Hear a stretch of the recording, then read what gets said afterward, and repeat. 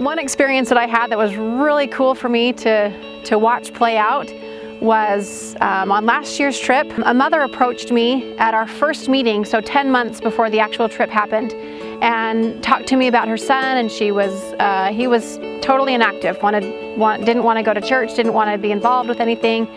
And she just let me know. She said, I'm gonna pay his deposit. I don't know if he'll go, but I hope we can get him there. At that time, I expressed to her, I said, I'll pray for him. And I didn't know her, I didn't know him. This was the first time we had met. And I didn't meet him until the trip, 10 months later.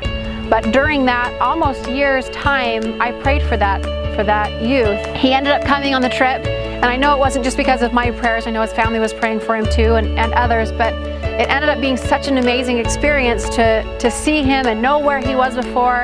But he came to the trip ready. He expressed how his friends had stood by him, how specifically one good friend of his had continually pushed him and continually invited him to church and didn't give up, and eventually he decided to go back to church. And as he was transitioning from being a senior in high school and graduating and heading off into his life, it was the perfect time for him to have had that friend help him out, get him back to the church, and then come on this trip ready and not sure if he had a testimony or not, but willing to try, willing to have an open heart and an open mind, and willing to see if it was true, find out for himself. And he was engaged throughout the trip.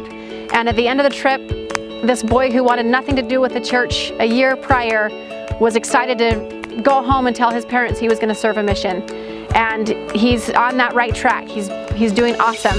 He found for himself that he had a testimony of this gospel. And now he's not standing on his parents' testimony. He has his own.